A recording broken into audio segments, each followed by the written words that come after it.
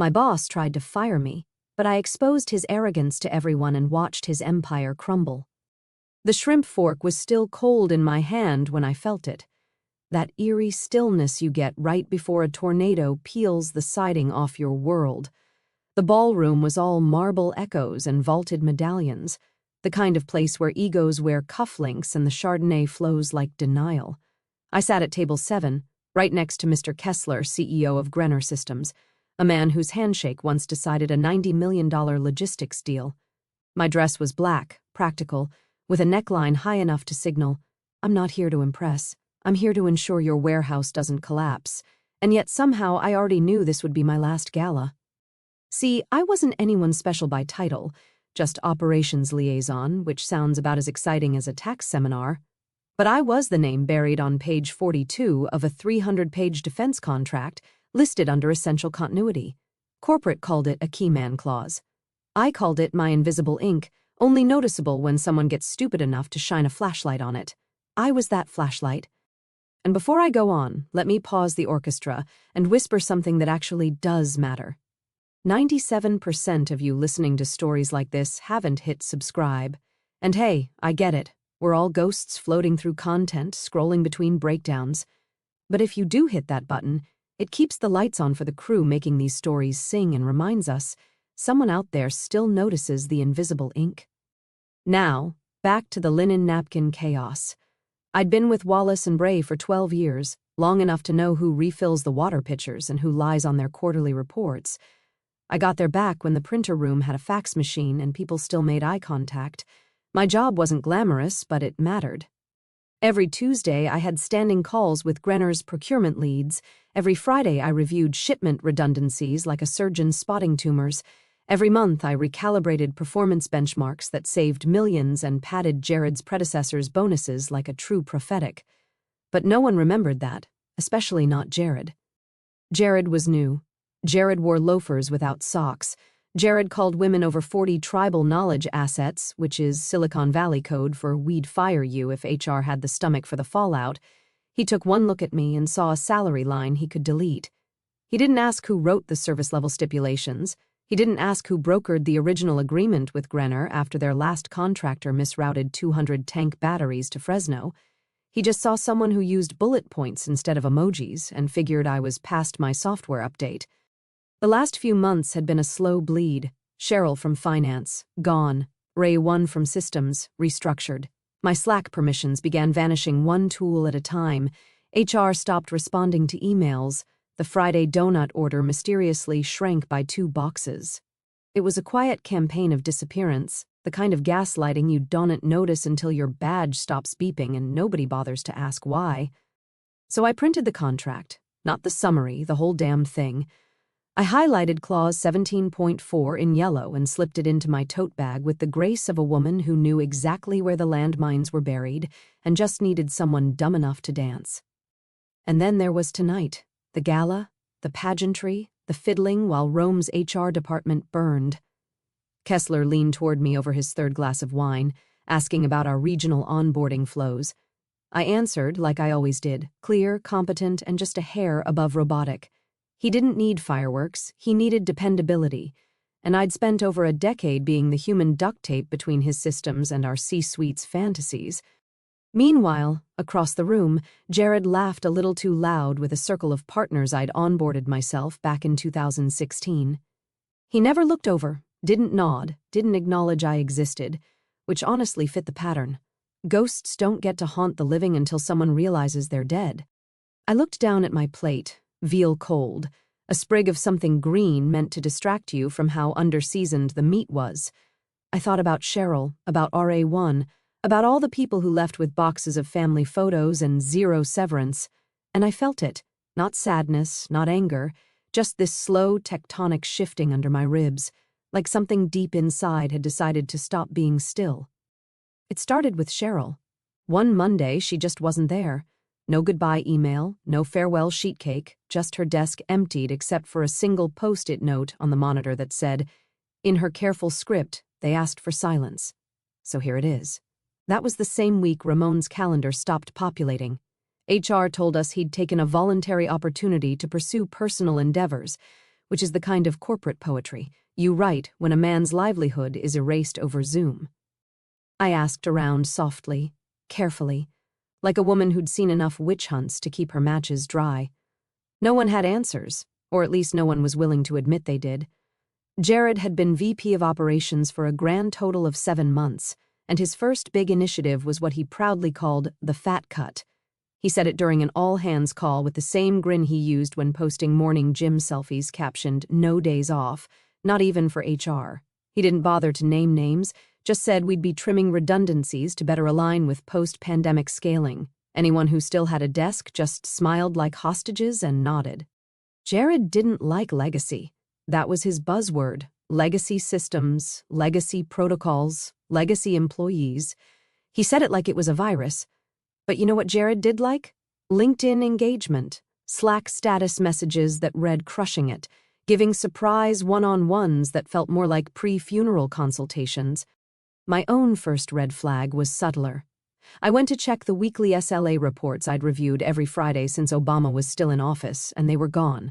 Not moved, not archived, just gone. Access denied. I filed a support ticket and got a templated reply that sounded like it had been written by ChatGPT's evil twin. Access to these directories is now managed under a revised security protocol. Please consult your department lead for approval. Thing is, I was the department lead, or I used to be.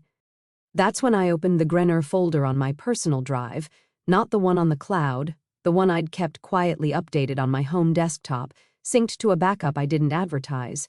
And I scrolled until I found the big one, the contract, the beast. It was dated March 2011, signatures from 2 VPs ago, a document written in legalese thick enough to drown in. I poured coffee. I pulled out a yellow highlighter and I flipped to page 42. Continuity of 17.4, continuity of service provision. And the following individuals are designated as essential personnel. Removal from this project, whether through resignation or termination, shall constitute a breach of agreement unless pre-approved by both parties or replaced through mutual written consent. And there it was. My name. First in ink. I stared at it like it was an obituary for someone I didn't realize had died. The clause was there because of a scare we had back in 2010 when the old PM ghosted mid-project and left Grenner weeks from a shipping catastrophe. After that, they insisted anyone critical to the flow had to be contractually cemented. Legal had added my name because, as they said, you're the one who actually holds this house together. I printed the page, just the one, highlighted the clause, folded it once neatly, and slipped it into the canvas tote I carried to every meeting Jared never invited me to.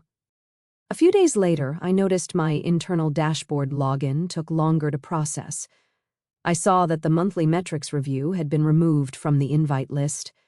My manager, if you could still call him that, responded to my calendar pings with that peculiar brand of HR-flavored gaslighting. We're experimenting with a leaner format this quarter.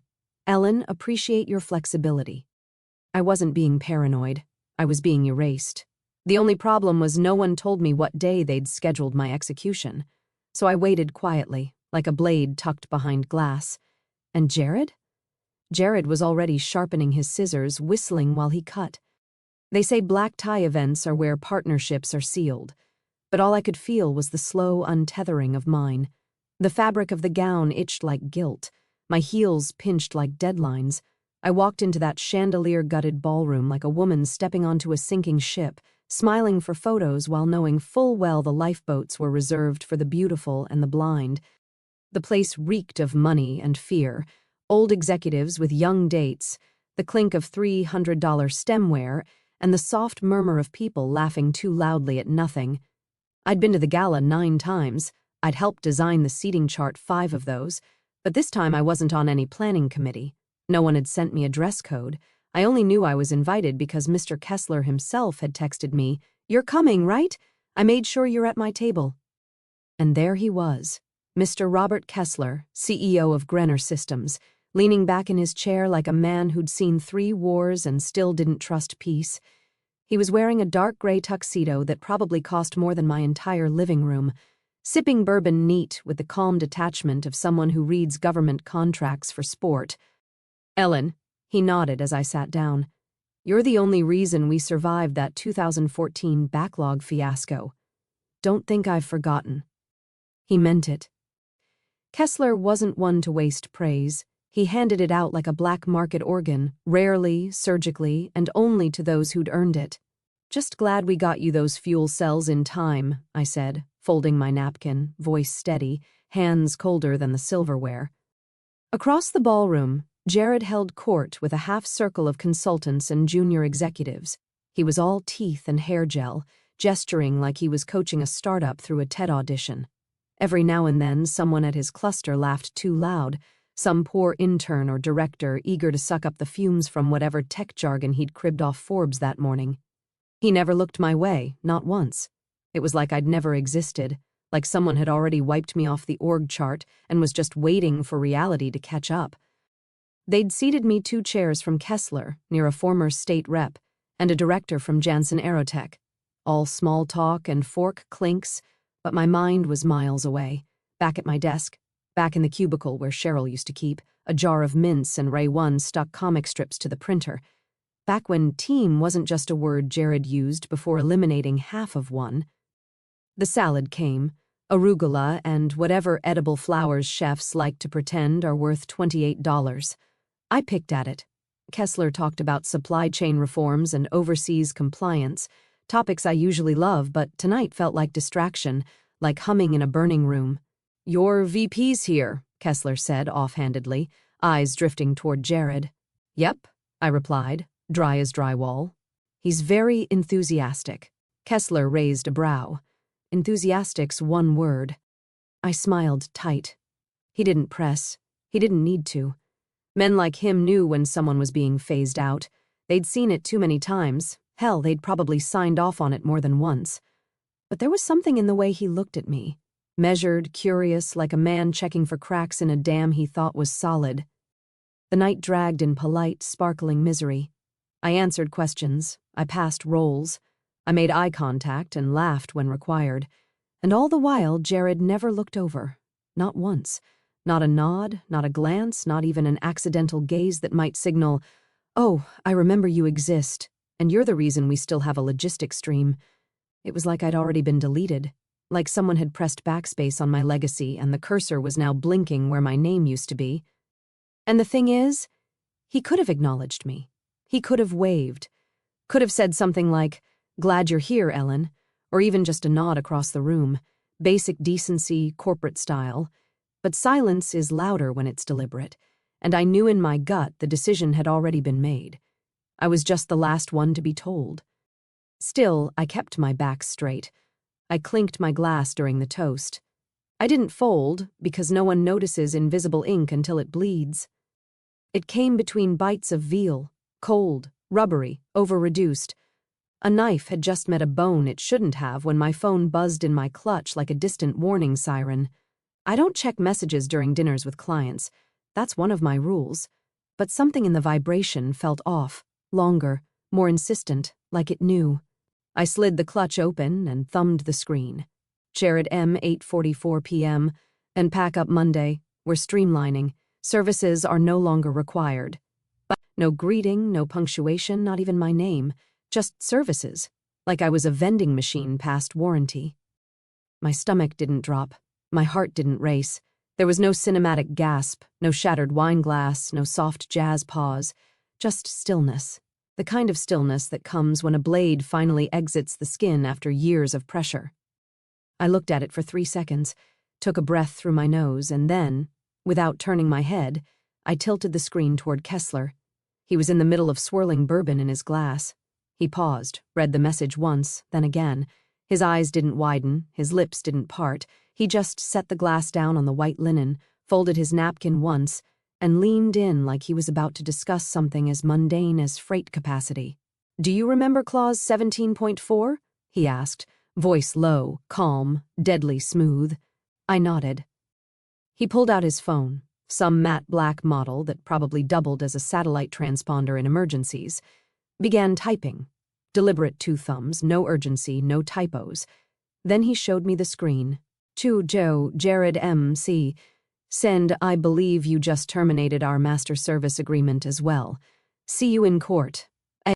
He didn't press send immediately. He looked at me first, that question lingering in the air between us like smoke. "Are you sure you want this?" I didn't smile. I didn't blink.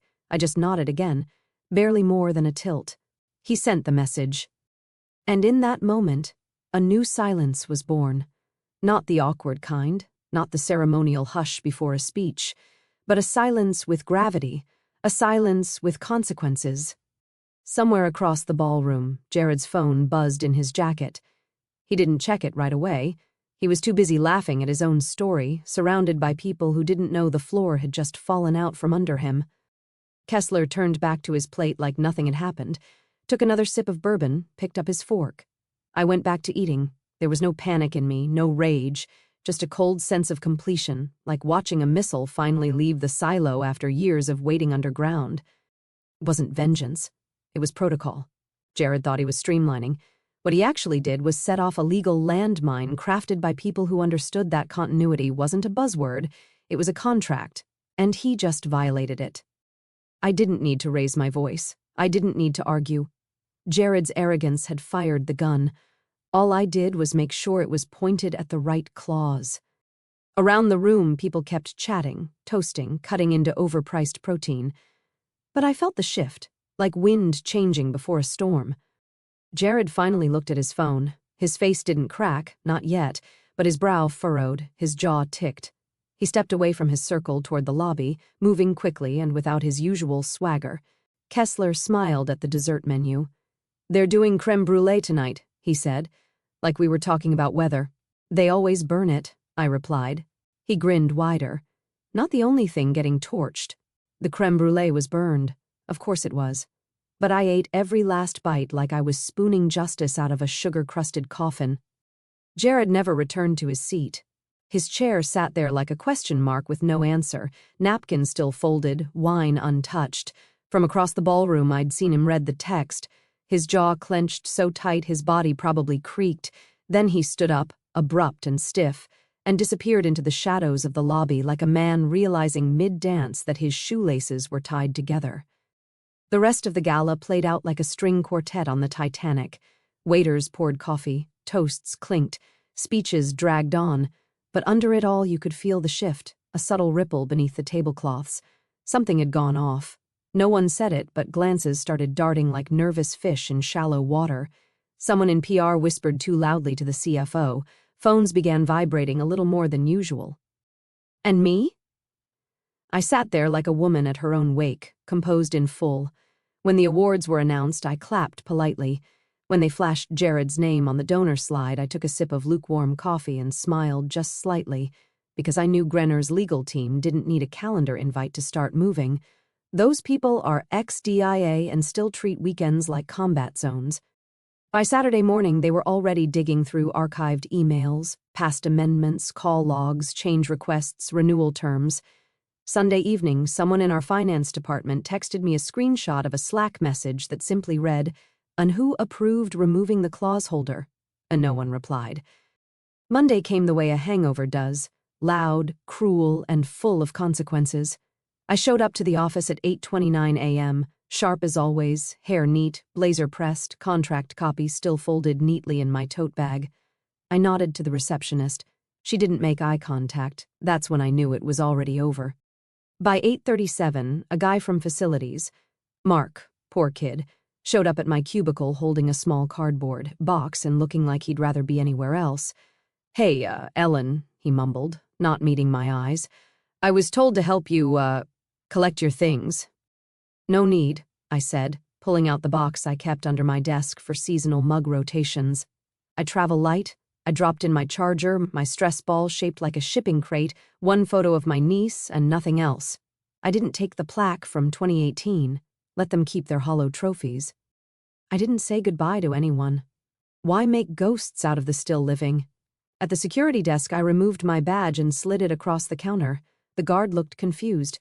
They said someone would walk you out. "No need," I repeated. The front door opened with a hiss. The sun was too bright, the parking lot too quiet, but I didn't linger. I didn't cry. I didn't even curse. I got in my car, shut the door, and waited 5 full seconds. Then my phone buzzed. Kessler, 9:02 a.m. and sit tight.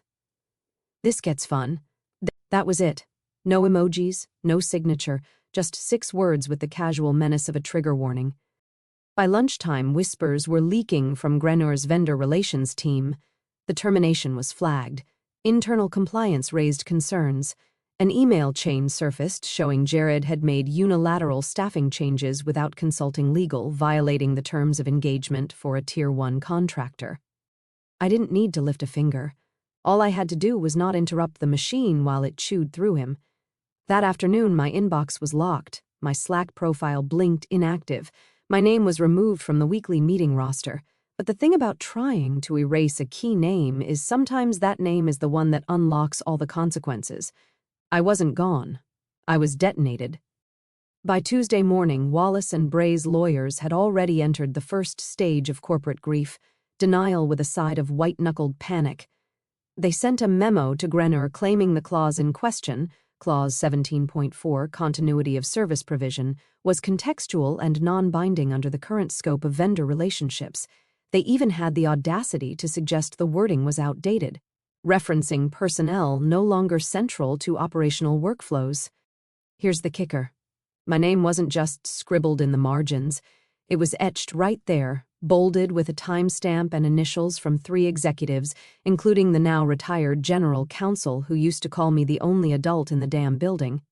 And unlike most of the contracts Jared skimmed between reps at his standing desk treadmill, this one was never amended, not once, not in 12 years. Grenor's reply was swift. 1 sentence, 14 words. Your firm has breached contract terms. Formal complaint and demand for damages incoming. 8. By noon, the lawsuit was filed. Not threatened, filed. The number hit like a bomb. $38 million in immediate projected losses, government penalties, and potential delays in 5 military supply chains due to the severed continuity. But it wasn't just the dollar sign that did it. It was the fact that the breach was so stupidly preventable, so embarrassingly reckless, that PR couldn't even spin it. The firm's general counsel reportedly slammed a binder across a conference table and muttered, "You fired the clause holder?" Like he'd just found out someone accidentally donated the company credit line to a fake orphanage. Internal audits began within hours. HR logs were pulled, email trails were scrubbed, Slack channels went read-only. Everyone was digging for someone, anyone who could say they signed off on my termination. They didn't find anyone because there wasn't anyone. Jared, in all his sockless glory, had acted unilaterally. No legal review, no leadership sign-off, no due diligence, just vibes. He tried to pull rank, of course. Sent an all-hands email claiming the clause had aged out, that he was fully empowered to make strategic personnel decisions in alignment with post-pandemic restructuring goals. But HR wasn't biting, legal wasn't biting, and the board, they weren't just not biting, they were sharpening their knives. A week later, an internal email leaked. 4 words in the subject line, "In who approved firing Ellen?" And the thread had no replies, not even a single "let me check," just a chain of executives quietly choking on their own omission. And me? I was on my porch, tea in hand, watching squirrels decimate my bird feeder. I didn't gloat, didn't toast, just let the sun soak into my knees while Grenor's legal team calmly dismantled every excuse Wallace and Bray tossed their way. By Friday, the firm's stock dipped 6 points. By Monday, their biggest West Coast client canceled a contract renewal.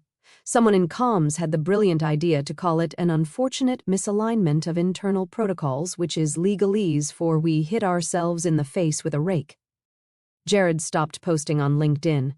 His last update, excited to lead our next phase of growth, was now a grave marker floating above a battlefield he didn't know he'd started.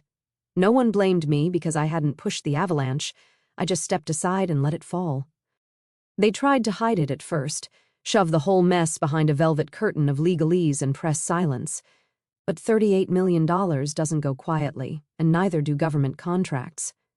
By the following Thursday, Wallace and Bray's board was herded into an emergency meeting that bled well past midnight, the kind where no one finishes their Pellegrino and someone inevitably gets cornered in the hallway sobbing into a branded stress ball. The minutes leaked.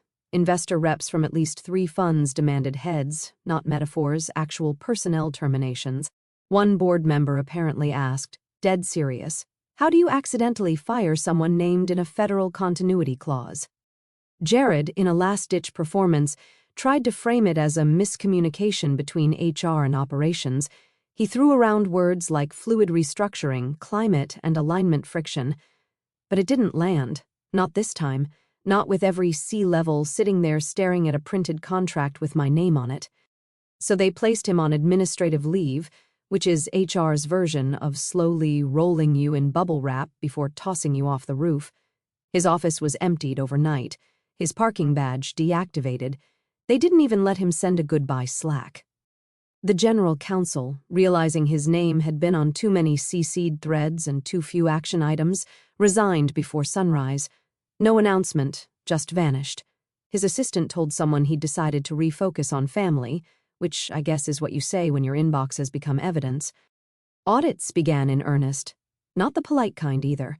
The kind where finance combs through meal reimbursements and IT pulls full text logs from every internal channel dating back 5 fiscal years. Half the firm went silent overnight like rats realizing the lifeboats were reserved. And then came the cherry on the corporate sundae. Grenner's PR department issued a single-paragraph statement to the industry trades. It was clinical, bloodless, and brutal. Grenner Systems confirms a vendor continuity breach with Wallace & Bray. We are currently pursuing remedies as outlined in our agreement and have transitioned operational oversight accordingly. No spin, no dancing, just confirmation that we'd screwed the pooch on a multi-year, multi-million-dollar deal. They were now in open pursuit of scalps. That same day, buried in my inbox between a coupon from Michael's and my niece is Girl Scouts fundraiser, came an email from anonymous WB Internal Comm. No subject. And warned them. They didn't listen. That was it. 7 words, but it hit harder than all the lawsuits combined. I sat there for a long moment, rereading it, thinking about every meeting I'd sat through where I'd flagged risks, filed compliance updates, submitted continuity assessments, all of it either ignored or repackaged and presented by someone with a better jawline and a worse understanding of logistics. Now, in some basement war room, my name was finally being spoken, not with reverence, not even with respect, but with regret. It wasn't satisfying, not exactly. It was something quieter, deeper, like watching termites finally collapse the porch you told them about 5 years ago. And I didn't need a headline. I didn't need credit. All I needed was the sound of their panic echoing down the halls I used to keep standing. The invitation came by courier, not email. An embossed envelope tucked inside a navy folder bearing Grenner's logo in raised silver. Just my name, no miss, no preamble. Inside, a handwritten note on thick card stock. Lunch. I treat. Just us. RK. There was no RSVP button, no location link, just a time, a date, and the name of a small bistro I hadn't been to since it catered one of our earliest logistics summits. Back then, Kessler was just a regional director with a map tattooed to his brain and an allergy to incompetence. Now he was CEO of the whole damn machine and still remembered the waitress who got his order wrong once in 2013. I showed up 2 minutes early. He was already there. No tie, no bodyguard, just a clean linen shirt and a glass of iced tea sweating beside a spiral notebook. No laptop, no lawyer, no PR rep perched behind the ficus. It wasn't business theater. It was real. "Ellen," he said, standing, shaking my hand like we were sealing a pact instead of greeting for lunch. "You look unbothered." "I'm getting good at it," I said, taking my seat. We didn't talk about Wallace and Bray right away, or the lawsuit, or Jared. He asked about my niece, my garden, whether I still made those sweet potato biscuits I used to bring to supplier meetings. I asked him if his warehouse team ever figured out the pallet tracking software I warned them would fail during leap years. He laughed. He remembered. Eventually, he leaned forward. No menu, no signal to the waiter. "I'm offering you a position," he said. "Director of Continuity. It's yours to define. You set the hours, the scope, the title structure. I don't want optics. I want stability." I waited a beat before answering. "What happened to your current director of continuity?" I asked, sipping water. He smirked. "We were hoping to invent the role with you." The folder slid across the table. 6 pages, no fluff, no NDAs that doubled as burial shrouds, just clean lines, clear numbers, and a salary that made me blink twice because it wasn't just generous, it was respectful. He watched me scan it, then said, "You can take it home." I shook my head, reached into my own bag, and pulled out something heavier than it looked. The old Grenor contract, still folded, still highlighted on page 42. I laid it flat between us and tapped the clause. "Keep this," I said, "just in case your next VP can read." He didn't laugh. He just nodded, solemn, like I'd handed him a family heirloom. I flipped back to the offer sheet. Everything looked right except one detail. I grabbed the pen from the check presenter. "2 things," I said, crossing out a line. "First, I don't want the word legacy anywhere in my title. I'm not a ghost, and I'm not some artifact you dust off when systems fail." Kessler nodded. "Done. And second, I pick my own successor. When the time comes." He blinked, then grinned. "I didn't expect you to be thinking that far ahead." "I always do." We didn't toast. There was no dramatic signature moment, no waiter interrupting with cake and fanfare, just a deal made in daylight between 2 people who knew what silence cost. I left the old contract on the table. The ink smudged slightly from my thumb. It had done its job. Now I would do mine, on my terms. They lost it officially. The news dropped on a Wednesday morning, tucked inside the 3rd paragraph of a Wall Street Journal write-up about vendor mismanagement and the rising cost of corporate oversight. Wallace & Bray's name was bolded, the way shame usually is when someone forgets that contracts aren't just paper, they're promises. Grenor Systems had terminated all engagements with immediate effect. No negotiation, no grace period. Just one sentence from their legal department: "This vendor failed to honor continuity obligations and has been deemed non-compliant." Wallace & Bray's stock fell 11% before lunch. By close of day, analysts estimated $250 million in long-term losses once you factored in the ripple effect, 2 government audits, 1 canceled aerospace bid, and 3 clients quietly initiating review of partnership terms. Inside the firm, chaos grew roots. The CFO tried to spin it in an internal email as a mutual disengagement, but no one bought it. You can't mutually disengage when you're the one holding the smoking gun with your name etched into the grip. Jared's LinkedIn, once a smug stream of thought leadership drivel and gym selfies, went dark. His profile photo disappeared. His banner, once a filtered cityscape captioned "Building Operational Excellence," was replaced with a blank gray box. Rumors flew. Some said he took a strategic sabbatical, others that he was consulting independently, but insiders knew he was last seen boxing up his standing desk accessories while HR waited like bouncers outside a nightclub for deadbeat interns. Whispers reached me through back channels. One VP allegedly muttered during a board meeting, "Next time someone says keyman clause, I'm tattooing it to my forearm." But by then I wasn't there. I wasn't on their call logs or in their Slack threads. I wasn't being CC'd or quietly looped in.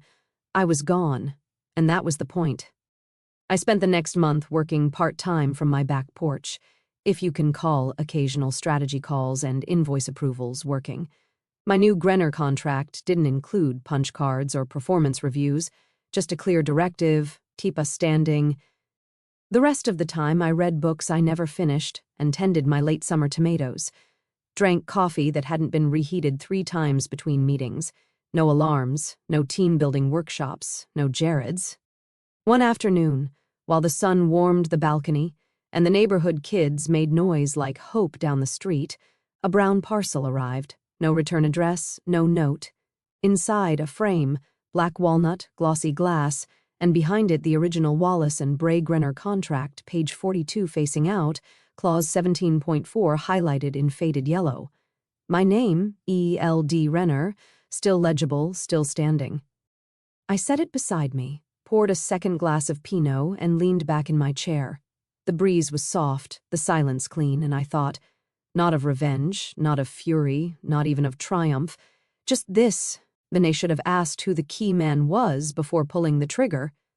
You're the real MVPs of the office jungle.